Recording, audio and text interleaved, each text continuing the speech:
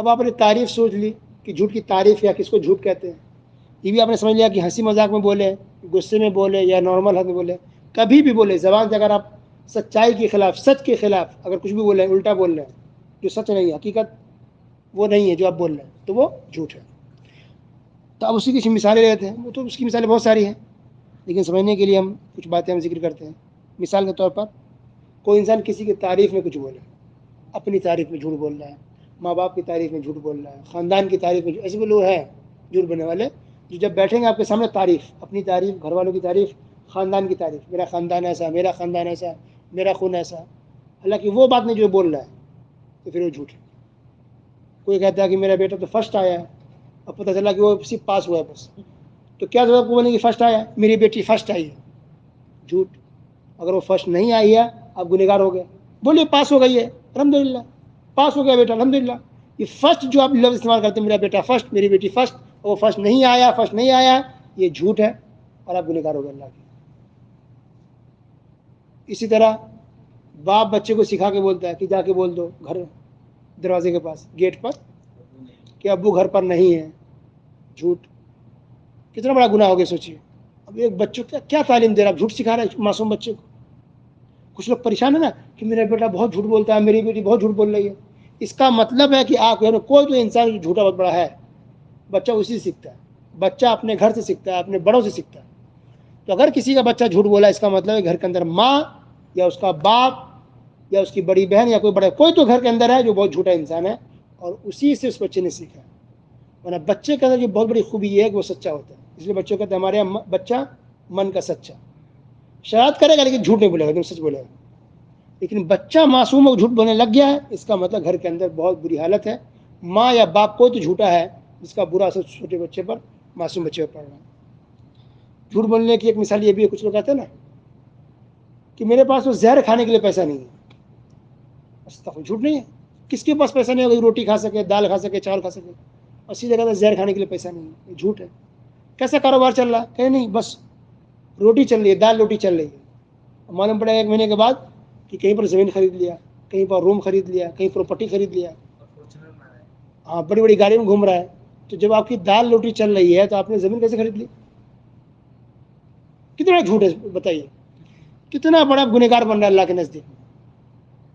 یہ تو خوشی ہوتی ہے الحمدللہ, کوئی بھی مسلمان بھائی ترقی کرے, گھر خریدے, زمین خریدے, پراپرٹی خریدے, خوشی ہوتی ہے الحمدللہ.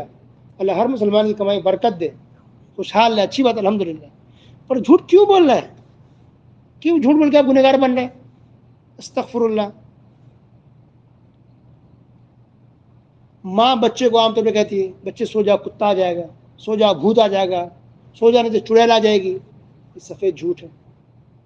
تو پھر یہ ماں گنہگار بن رہی ہے. یہ جھوٹ بولنا بچے کو دلاسا دینے کے لیے, تسلی کرنے کے لیے, ڈرانے کے لیے, سلانے کے لیے, تب بھی آپ جھوٹ نہیں بول سکتے, گناہ میں لکھا جائے گا, اب گنہگار بن گئے. اچھا یہی بچہ جب بڑا ہوتا ہے تو اللہ سے نہیں ڈرتا, لیکن بھوت سے ڈرے گا, چڑیل سے ڈرے گا, کتے سے ڈرے گا, لیکن اللہ کا ڈر خوف نہیں, ماں باپ سے نہیں ڈرے گا. کیونکہ آپ نے بچپن سے ہی اس کو کتا بلی سے ڈرایا ہے, سانپ سے ڈرایا ہے. یہ بری تربیت بھی ہے, اور ایسے ماں باپ گنہگار بھی بن رہے ہیں. اللہ. تو اگر کتا نہیں آ رہا بولے کتا آ رہا تھا, یہ جھوٹ ہے. بلی نہیں آ رہی, اگر سوئے بلی آ رہی ہے, یہ جھوٹ ہے. اللہ کے رسول صلی اللہ علیہ وسلم نے دیکھا کہ ایک عورت ہے, اس کا بچہ گھر سے باہر نکل رہا ہے, تو ہاتھ میں کچھ لیا, کہہ رہے بچہ یہ لو چیز ہے کھانے کے لیے. تو بچہ آ گیا ماں کے پاس, تو پھر اس ماں نے بچے کو نکال ہاتھ میں سے دی کھجور کھانے کے لیے. تو اللہ کے رسول صلی اللہ علیہ وسلم نے کہا کہ اگر تم اس بچے کو کھجور نہیں دیتی, اگر آپ کے ہاتھ میں کھجور نہیں ہوتا, نہیں دیتی, تو یہ آپ کے جھوٹ میں شمار ہوتا, جھوٹ لکھا جاتا. ہے نا, بچہ باہر جائے لے لو چاکلیٹ ہے, اور چاکلیٹ نہیں ہوتا ہے, تو یہ جھوٹ ہے.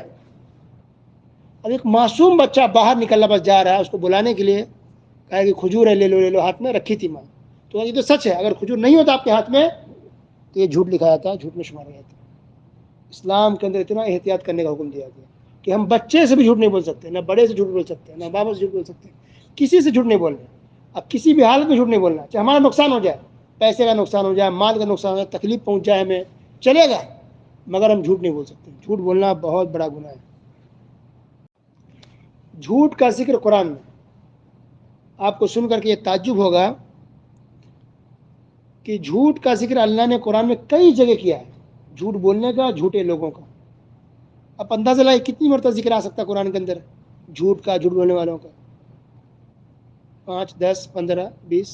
کیونکہ عام طور پر قرآن کے اندر تو اللہ تعالیٰ بہت کم باتیں بیان کرتا ہے، شارٹ میں، بالکل 1 2 بار تو کافی ہے، کیونکہ قرآن مجید ہے. اللہ کی ایک بات کافی، ایک بار ذکر تو اللہ کافی ہے نا. لیکن اللہ نے جھوٹ کے بارے میں، جھوٹے لوگوں کے بارے میں تقریباً 200 جگہ ذکر کیا ہے. 200 جگہ اللہ نے قرآن میں ذکر کیا ہے جھوٹ کا اور جھوٹے لوگوں کا، کہ جھوٹ بولنے کا کیا نقصان ہے، جھوٹ بولنے کا کیا برا اثر ہوگا، برا انجام ہوگا، یا جھوٹ بولنے جو لوگ ہیں، جھوٹے لوگ ہیں، اس کا کیا برا انجام ہوگا، یا کیا برا انجام ہو چکا ہے، یا کیا برا انجام ہوگا دنیا کے اندر یا آخرت میں مرنے کے بعد. اللہ اکبر.